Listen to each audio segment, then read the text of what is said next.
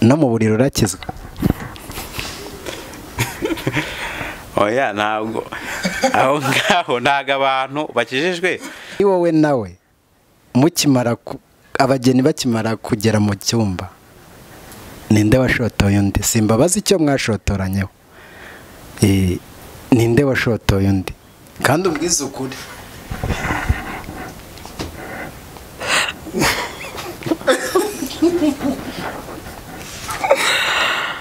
Okay. Nawe arahari. nake niwe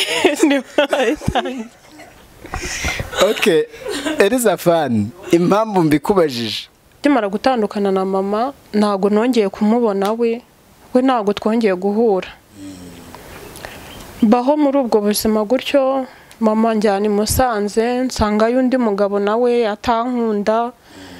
Numva nyine byari ibintu bikomeye cyane, ariko ndaharererwa, mbaho mu buzima bugoye, ntahirira inka, nkora imirimo isanzwe yo mu cyaro, nawe urayumva nyine bigoye.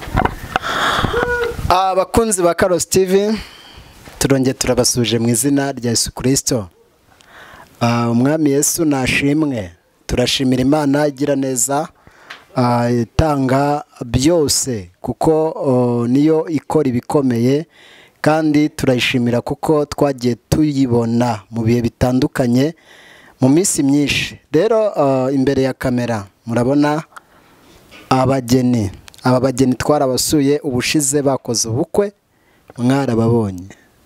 Rero uyu munsi turagarutse kandi tuje twaje kugira ngo turebe abantu uko bameze, kuko iyo dusuye abantu burya akenshi iyo hagiyeho ikintu cyongeyeho nuko tuba tuziranye. Rero turashimira Imana ko uyu munsi tugarutse, noneho murabona umugeni arakeye, umugabo nawe arakeye, no kubera amavuta. Murakoze. Reka rero turonda dushimire cameraman Yakaremye Emmanuel, nawe turamusuje mu izina rya Yesu. Reka rero duhereze aba bageni tudatinze kugira ngo babanze batwibwire nanone, kuko hari abashyashya. Babanze batwibwire. Nitwa Elizafani Uwingabire. Yitwa Elizafani Uwingabire. Reka tubwire na madamu we, ariko oya, uyu munsi ndakora ikinyuranyo, ndagira ngo abanza amuvuge.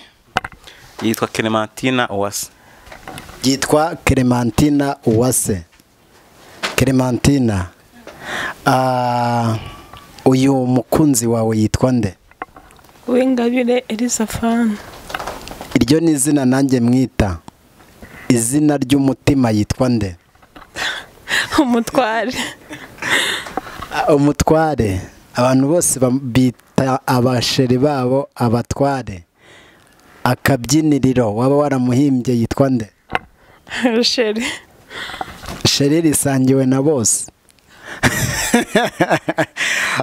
Izina ry'umutima nyakuri, nk'umukunzi ubaruta bose, kuko we niwe watoranijeho ubuzima bwawe bwose, yitwa nde? My love. Yesu aguhe umugisha. Elizafani, izina ry'umukunzi wawe watoranije mu bandi bakobwa, mu nyamibwa, muri bandi bajya bavuga b'amataye manini, b'inzobe, babandi bose abo mwiganye mu mashuri, ndetse n'abandi bose abo muturanye, hamwe muturanye mwahuri i Kigali, na bamwe bari mu bacuzi. Mbega uyu niwe watoyemo ubaruta bose. Izina ry'umutima wawe nk'umutware yitwa nde? Gikundiro.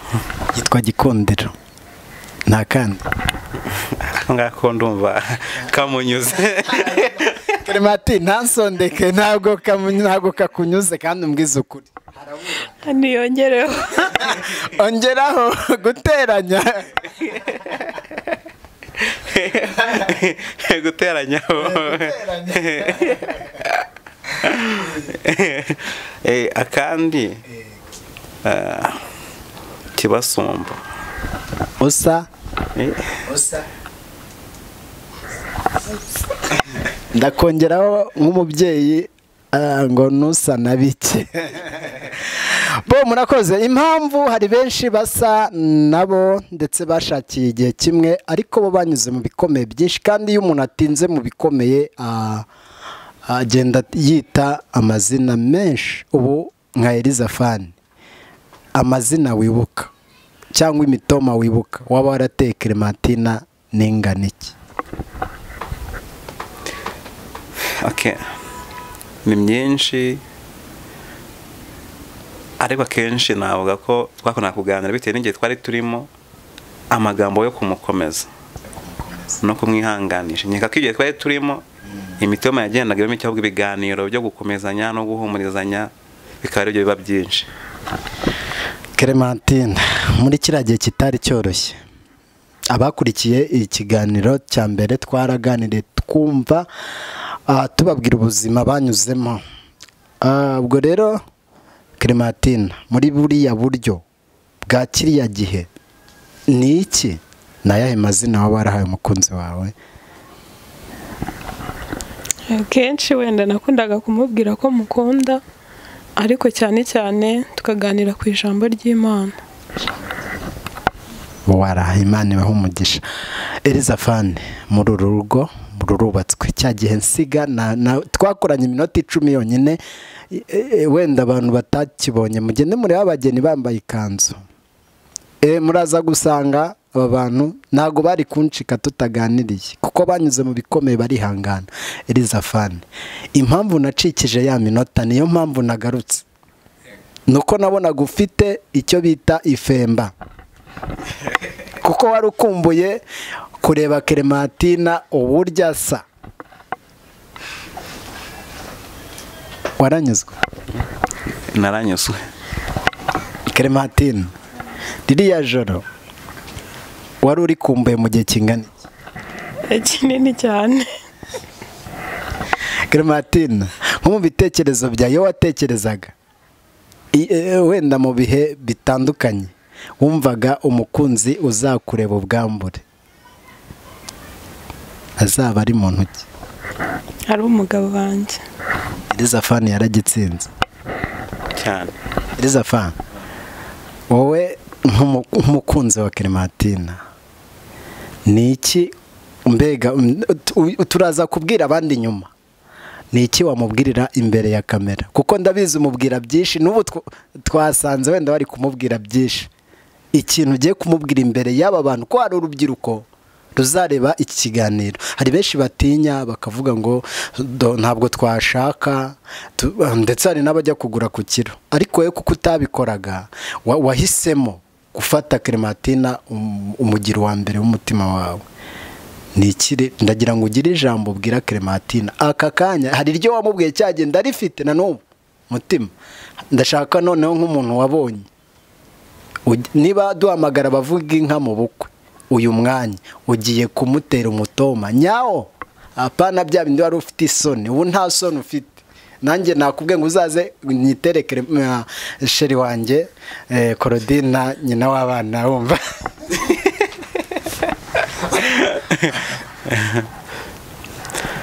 Sheri, ndagukunda cyane, warakoze kwihangana kandi warakoze kuba guhagarara ku bukobwa bwawe paka kuri finale, ukagwanuka ukagera ku itsinzi yawe y'ubuzima bwawe bw'iteka, kandi ndagukunda.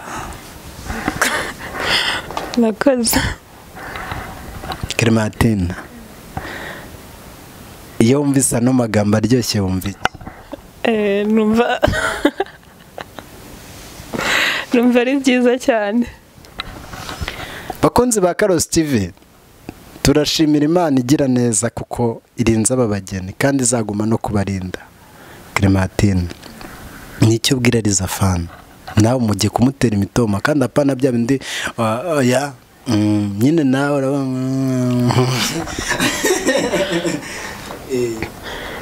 mbere na byose ndamushimira ko yemeye kunkunda kantoranya mu bandi kandi akihangana. Ibyo ndabimushimira kandi nzabimukundira, mbimwubahire. Felicitation, merci, arakoze. Warakoze cyane. yego urabona rero ni couple nziza iryoshye imeze neza ni ukuri Clementine bo hari benshi rero batekereza bakavuga ngo se buriya urugo ni iki kuko uyu munsi murubatse noneho hari ijambo ntari kuvuga burya ariko uyu munsi noneho nje kuvuga kuko muri bakuru ubu mwubatse mu bihe mugiye kugeramo mwari mu gihe kigoye cyo gutekereza ese mana nzashaka umuntu usute nzashaka umuntu cyese imana ibirimo cyangwa ntibirimo ndabizi mu gupfa k'ubukwe hariho benshi bagendaga iyo bwahagaraga bakavuga ngo nta mana ibirimo ndetse buri wese yari afite ishyaka ryo kuvuga ngo turebe uko bigenda mu gipimo mwanyuzemo hari akantu nakunze imana ijya inyuza ahakomeye umuntu kugira ngo azavuge ibikomeye no mu mumuna tugenda tuza kugira ngo n'abantu musangize ubuzima bukomeye bw'inzira y'umusaraba mwaciyemo muri iki gihe rero nk'abantu bubatse wenda cyangwa se benda kubaka bafite ubukwe imbere ndabanza Elizafani wababwira iki kuko hari abasore benshi bafite ubukwe ariko benda no kubivamo bitewe n'impamvu yo mu mufuka wababwira iki murakoze ikintu nabanza kuvuga cyo ni uko kujya gushinga urugo atari ibintu wenda byo kuvuga ngo mfite ubushobozi runaka kuko hari nawe ufite ariko byananiye cyangwa batabikoze bakumva ko umuntu akoze ubukwe ari ugusesagura ari ukubura ubwenge ariko ikintu nabwira abasore n'inkumi aka kanya icya mbere ni uko abo bagiye kubana mukunda kandi akaba yaramukunze nta kintu ashingiyeho njye nshingiyeho kuri icyo ngicyo ni uko nzi ko njye sheri yankunze nta mafaranga nari mfite mbega nta n'icyo namukoreye wenda cyo kuvuga ngo ni iki ngiki hari n'igihe byakeneraga byinshi ntabibonaga ariko agakomeza kunkunda kandi nanjye nkamukunda kandi ikindi nkeka yuko nta muntu ugeze umbwira ngo genda ukunde kanaka nta n'uwabimpanuriye ahubwo ngewe nuko umutima wanjye numvaga iki umukunze ibyo ni byadufashije rero mu gukomera n'ibyaje byose yaba ari amagambo ari byose byagendaga bivugwa icyo nicyo cyadukomeje nuko twari dukundanye kandi tukaba dukundanye urukundo rudashingiye ku bintu runaka kandi nawe namukunze nta kintu nshingiyeho kuko ubuzima yari arimo nari mbuzi sinari mbuzi cyane ariko uyu munsi uko twagendaga turushaho kuganira nagendaga mbumenya bituma rero ibyo byose bimfasha gukomeza kumukunda rero icyo navuga ngo umusore bavuga ngo nta bushobozi bwanze mbivuyemo icyo gihe navuga yuko n'ubundi atamukundaga kuko burya urukundo bako rwihanganira byose kandi rukabarira byose igihe rero kwihangana byanze naho ko n'ubundi urukundo nta rwaye ruhari ahubwo icyo navuga ni uko umuntu yabanza gukunda umuntu mbere yuko abanza gukunda ubutunzi cyangwa ikindi kintu cyangwa niyo yaba ari imiryango wenda mukundiye oya ahubwo banza ukunda ukunda ibindi byose bizazire kuko nuramutse wubatse n'undi ngo ni ibingibi nshingiyeho ejo ubimugeze mu rugo bikabura byaba ibibazo bikomeye ariko niba mukundanye mugiye kurushingira ku rukundo n'ibindi byose bizaza kuko ibintu byose abantu barabishaka mushaka gushakana mubifite ejo bikagenda bikarangira ushobora wenda kumushakana none afite ubwo bwiza ejo ugasanga wenda ararwaye wenda aracupiye ariko urwa rukundo ntarwo ushobora guhita uvuga ati genda nyine cyangwa gushaka ko bwari ubwiza none ubwa bwiza bwawe burapfuye ariko umuntu niwe umukunda kuko twasezeranye kuvuga ngo arwaye cyangwa ari muzima tukabisezerana uko nguko ngewe no mu gukora ubukwe cyangwa no mu gutegura ubukwe natekerezaga cyane kuri ariya magambo barahira kuko ijambo ry'Imana riratubwira ngo ntimukarahire indahiro yaba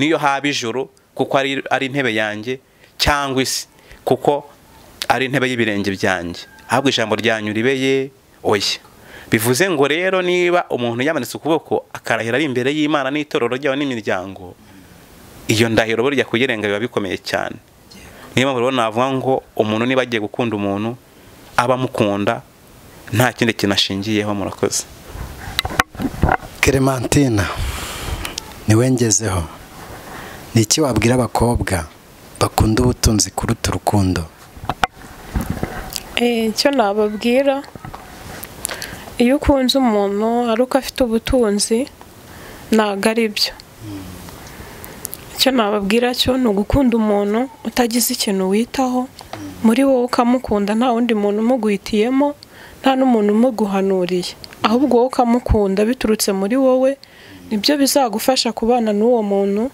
kandi ukabana nawe akaramata.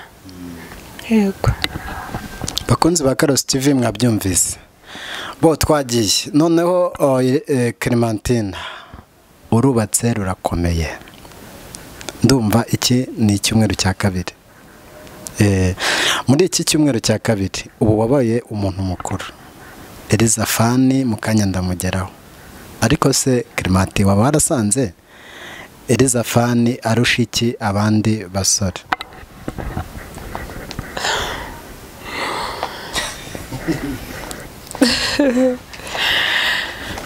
Okay, wenda icyo navuga nasanze abarusha, njyewe uko nari mbyiteguye wenda siko nabibonye. Okay, twageze mu rugo ibintu byose ni bishya. Nasanze ari bishya. Nasanze ari bishya cyane. Gusa nyine iyo mukundana cyane cyane urubaka ugakomera mwizerana, nta cyiza nk'icyo ngicyo iyo mwizerana. Elizafani wasanze Clementine arusha iki abandi bakobwa? Okay, sinaba ngo hari ikindi arusha abandi bakobwa kuko nta wundi mukobwa nzi, ariko uko namubonye ni sawa kandi biranyuze. Ari impamvu mbabaje iki kibazo. Impamvu nuko akeshi utarashaka Clementine nuko ari icyo wari ufite, ndavuga urukundo. None ubu ngubu urakijijwe, ntukijijwe? Elizafa uracyakijijwe? Ndacyakijijwe. Uracyakijijwe. Elizafa, tuzi ko abantu basenga akenshi bagira isoni zo kuba bashaka, nkawe ukijijwe no mu buriri urakizwa?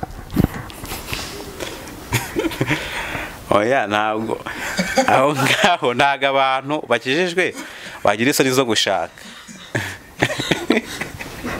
Iki kibazo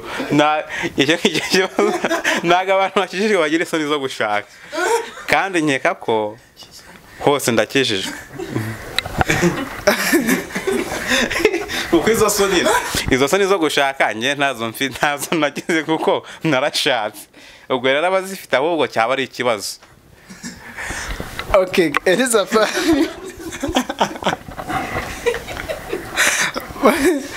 Impamvu mbikubajije, mu buriri wari usanzwe uryamana n'abasore, igihe kiragera uryamana na Clementine. Clementine wajyaga uryama ukiyorosanya nabo ukarara wanditse 4, ariko urandika 8. Bivuga ngo uko biri kose hiyongereho 4, kandi urakijijwe. Ubu nka Clementine mwasenganaga mu buriri iyo muryamanye nta kosa? Nkeka yuko nta kosa ririmo, kuko n'ijambo ry'Imana ritwemerera. Bivuga ko kuryamana kw'abashakanye nta kigomba kukwanduza. Clementine nk'umusheri wa Elizafani, kandi ntugire isoni. Elizafani ari wowe nawe mukimara abageni bakimara kugera mu cyumba, ninde washotoye undi? Simbabaza icyo mwashotoranyeho, ninde washotoye undi? Kandi ubwize ukuri.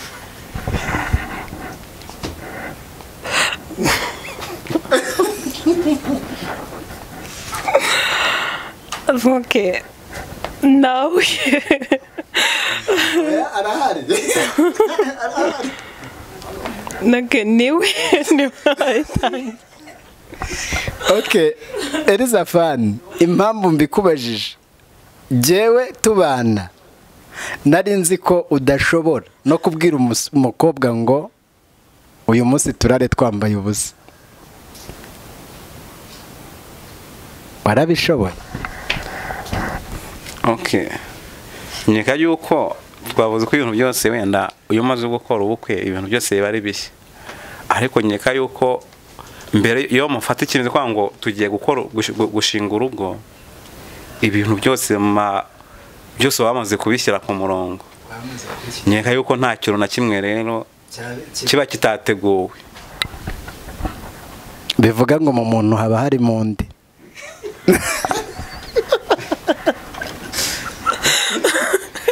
Oya, mu muntu nta wundi muntu urimo.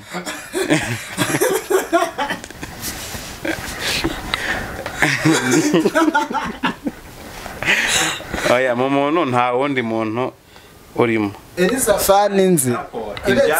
Elizafani nzi. Wajyaga witonda kubi. Ageze mu cyumba. Agiye kubonana na Clementina nawe nzi.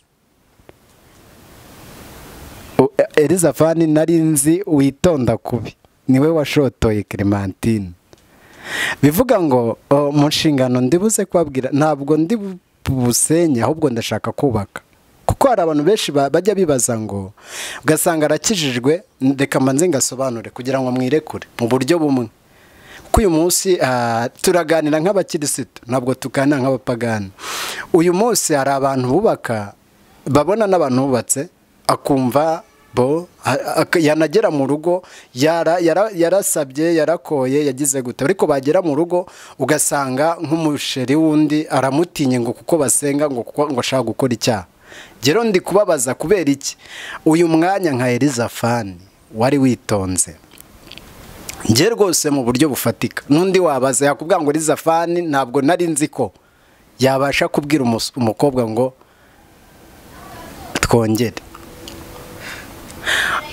None ahangaha Elizafani ugiye kubwira aba bantu, kuko uyu munsi ngiye kuva kuri iyo ngingo ikubaza ngo kubw'impamvu runaka, ahubwo ugiye nk'umuntu wubatse wabashije gutera intambwe ya mbere kugira ngo ubwire umukunzi wawe kugira ngo urugo rwubakike.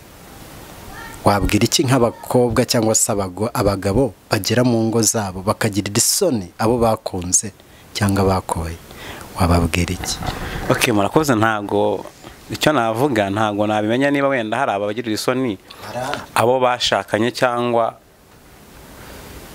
abo basezeranye, ntago nabimenya. Ariko wari kuvuga ngo waruzi ko nitonda, nyeka ko n'ubundi ariko biri kandi n'ubundi birasanzwe kandi nuko bizaguma. Nyeka yuko mu buzima bwanjye nta mukobwa ushobora kuntera amabuye ngo kanaka wenda yaranterese cyangwa kanaka yabonye byagenze uko nguko. Muri ubwo buzima ntabwo. Ariko uyu sheri ababyeyi baramumpaye, leta irabizi, n'iteroro n'Imana nayo yaramumpaye, namwe murabizi. Ikibi nuko twakora ibinyuranyije n'amategeko n'Imana, ariko uyu munsi ibyo twakora byose turabyemerewe. Elizafani, tukiraho ko wari ugiye gutwara Clementina imyaka ituzuye, wumvaga mbega mu bundi buryo, si uko washakaga cyane? Reka mbaze Clementina, umaze imyaka ingahe wumva wakubaka? Ni myinshi cyane, hereye kuri 17, 18, 19. Turabizi cyane ko ibi byabaye, nanjye hari n'uburyo ntajya nemera ko mu buryo mubivuga. Uyu munsi ntago wowe ngewe nk'umuntu twijyaniye aho wavukiye n'abantu badusobanukirwe, hari Imana, niyo mpamvu ugiye mpamya ngo Imana banyuje ahakomeye. Hari ibyo mpamya kuko nasanze imyaka yawe yo tuganiriye n'abantu twasangaga imyaka yuzuye ahubwo yaranditswe nabi mu irangamuntu. Clementina, kiriya gihe kimwe wari urimo wari umaze imyaka watangiye kumva wagira mu myaka umaze imyaka 10 ufite imyaka 17. Ni iki wumvaga mu buzima ukumbuye ku mugabo? Numvaga cyane cyane nshaka kubaka bitewe wenda n'ubuzima umuntu aba yarakuriyemo, ubona nta bantu bakwitaho, nta muntu ukugira inama. Kenshi cyane cyane n'abashyingirwa bari muri 15 14 biterwa n'ubuzima bw'umuntu aba yarakuriyemo. Ariko ngewe muri icyo gihe kuko nakundaga gusenga cyane, ariko nanasenga nsaba Imana n'Imana izamfashe izanshyingire nkiri mutoya. Si uko iyo myaka itari yuzuye, yari yuzuye 21 yari yuzuye, ahubwo nuko bari barabyanditse nabi ku ndangamuntu bakambarira ko mfite 19 muri 20 gutyo. Ariko icyo navuga aho ngaho cyane cyane bitewe n'ubuzima umuntu aba arimo, biba bisaba ngo ube maso. Nubwo nari ndi muri icyo gihe nabaye maso, ndasenga, nkomeza gusenga cyane, bakangira inama, Imana nayo iranshyigikira, mbona nsinze urugamba, birangira gutyo. Birangira gutyo. Clementine ati birangira gutyo.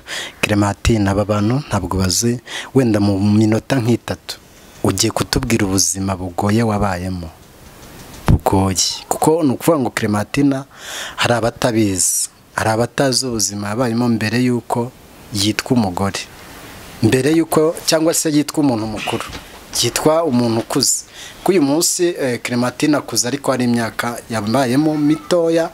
Ndetse Clementine afite ababyeyi bangahe? Ese yarezwe gute? Yabayeho gute? Kugira ngo n'umuntu urimo tureba ko turaza no gutanga nimero, kugira ngo kuko urugo rwubatse burya ntabwo rururabakika, nta myaka myinshi irashira, kandi n'iyo yaba ari umusaza hari ubuzima benshi bakeneye kumenya Clementine abayemo.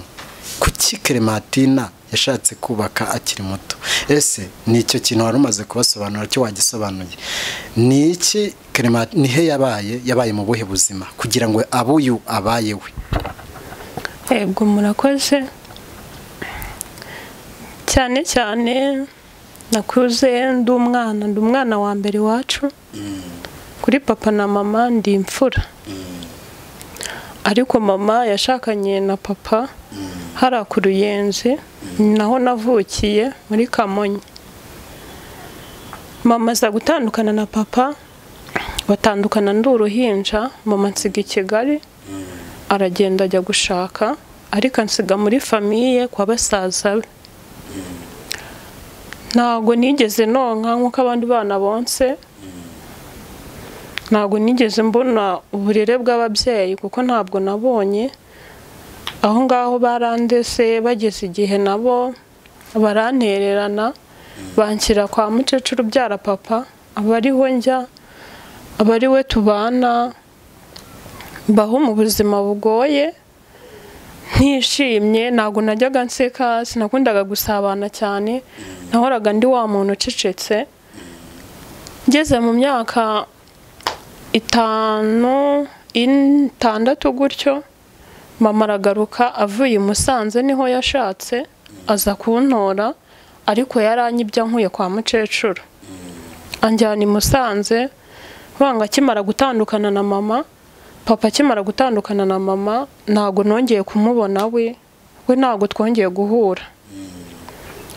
Baho muri ubwo buzima gutyo, mama njyana i Musanze, nsangayo undi mugabo nawe atankunda.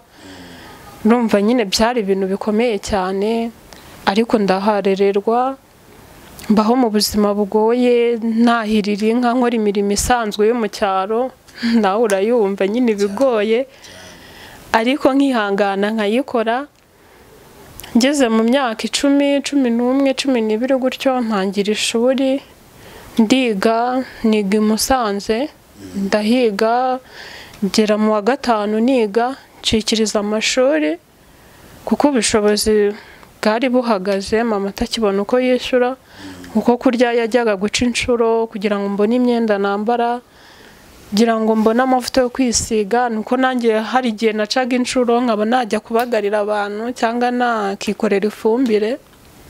Imirimo yo mu cyaro ibivunanye, ibigoye, ubuzima bwo mu cyaro buragora cyane, ariko ibyo byose nabibagamo nkunda gusenga. Nakundaga kujya gusenga, twari duturanye n'abaporosho, nkunze gusenga cyane. Ntabwo ndi wa mukobwa yigeze wiyandarika cyane ngo ndajya kunywa inzoga. Yego mu rugo barataraga aho ngaho, niyo bengaga imitobe, inzagwa, umugabo nyine byarengaga bakajyana inzoga bakajya kuzicuruza, ariko ngiye numvaga zinukiye cyane. Ntabwo nigeraga nywa inzoga, nanywaga umutobe, niwo mutobe nabashaga kunywa. Nta bindi bintu bindi bisindisha nigeze njyamo, kubera ubwo buzima rero nagiye nkuriramo. Ntabwo nigeze njya mu bana kwa kundi uvuga ngo uragira urungano, abasore mubyirukana, oya, ntabyo, ibyo byose ntabyo nigeze. Ahubwo nabaga ncecetse mfite agahinda gakomeye. Igihe cyaje kugera mfite muri 13, 14, 15 nzana na mama inaha i Kigali aje gusura abasaza be ku Ruyenzi. Tuhageze turabasura, ariko igihe cyaje kugera turagenda dusubirayo, dusubira i Musanze. Ngenda mfite ka kantu muri ngewe yuko bambwiye ko papa ariho. Ngerayo komeza kubana aho ngaho, ngeze muri 16, 17 nari nkiri i Musanze. Ndamubaza ni se mama, papa bahehe, nzafata indangamuntu gute, se wanyandikishije ku wuhe mugabo kandi papa wanjye ariho? Mama, bibi bintu bikomeye cyane, tujya no ku murenge gufata ibyangombwa byarangoye. Tugeze ku murenge baramubaza ati se papa w'uyu mwana ari hehe? Avuga ati yarapfuye ntawe ubaho. Ndababwira ni hoya, ni ngiye numvise bambwira yuko papa ariho. Mbese nyine tujya impaka, ibintu birakomera, biba ngombwa ko tuzi naha, tuzerekejwe na gitifu wo ku murenge w'i Musanze. Turasana tuzi naha, tugera ku Ruyenzi. Tugeze ku Ruyenzi nsanga papa yanyiyandikishijeho, barambaruye inaha mu murenge. Bamaze kumbarura ni Musanze nari mbaruwe. Babaza mama ati se ko mu mwana mwandikishije ku bagabo babiri batandukanye bimeze bite? Ubwo mama aravuga ati umugabo twarabanye, nababeshyaga, twarabanye cyane, ambwira nabi, biba ngombwa ko dutandukanya, sinashakaga ko umwana wanjye amumenya.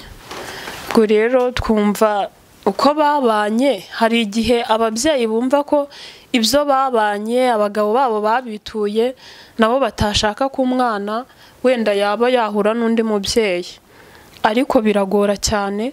Niyo icyo navuga, niba hari n'undi mu mama waba umeze gutyo yarahishe umwana se, akaba yaramumuhishe, ntago ari ibyo, kuko nanjye mbimenye vuba ko mfite papa nkuze. Ntawe nari nzi, nakuze nzi yuko yapfuye, baranyandikishije kuri uwo mugabo wundi. Ariko igihe cyarageze nyine cyo gufata ibyangombwa niho byose byasobanukiye. Mfatira indangamuntu i Musanze, aribwo basanze mama yarandikishije igihe gitoya, dusanga inanga biruzuye, biba ngombwa ko bansiba, kuko nigeze mbana na papa cyane, wenda mvuge ngo ndamuhindukirira, kuko nawe nasanze ni umuntu udakijijwe. Nasanze ari kumwe n'umugore wa gatatu, nsanga nyine ni umuntu winywera itabi uri aho ngaho. Ndavugane n'ubundi byose ni hahandi, ndavugane nzaguma kwa mama, aba ariho mfatira ibyangombwa. Mbona kuza inaha, nza muri famiye ku Ruyenzi, nabwo nkomeza gusenga. Ariko ibyo byose byabaga nsenga, bikaba nsenga cyane, kuko nakundaga gusenga, ndi umunyamasengesho, biramfasha nabyo. Nkaba ngeze uno munsi Imana yarankoreye ibirori. Imana ishimwe. Bakunzi ba Karosi TV, bafite ubuhamya bukomeye, kuko hari ubwo tuzi, hari n'ubwo buhishe bagomba kuzavuga, kandi turacyakomeje, kuko uyu munsi turashaka ko bazadutangira ubuhamya bwabo uko buri, kuko umuntu aba yaranyuze mu bikomeye kugira ngo agere ahageze. Rero turabashimiye. Nta kindi gice cya mbere cy'ikiganiro tugiranye, tuzagirana igice cya kabiri cy'ubuhamya batubwira buri wese aho yanyuze. na Elizafani twamenye neza ko hari heshi yagiye aca, hari uko yavutse, hari uko Imana yamurinze kugera uyu munsi. Babanye rero uko bangana, bafite n'abamateka, bafite amateka menshi akomeye Imana yagiye barindiramo. Clementina, ndagira ngo ugire icyo ubwira bari abantu basezera, uhita unatanga nimero.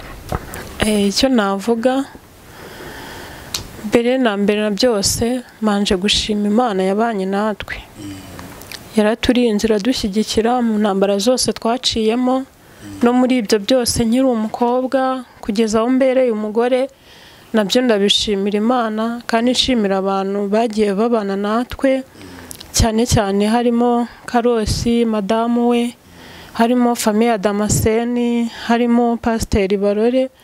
Abo bose itorero ryagiye ribana natwe kugeza dushyingiwe, tukaba turi mu rugo rwacu natwe tubasha kwifatira umwanzuro.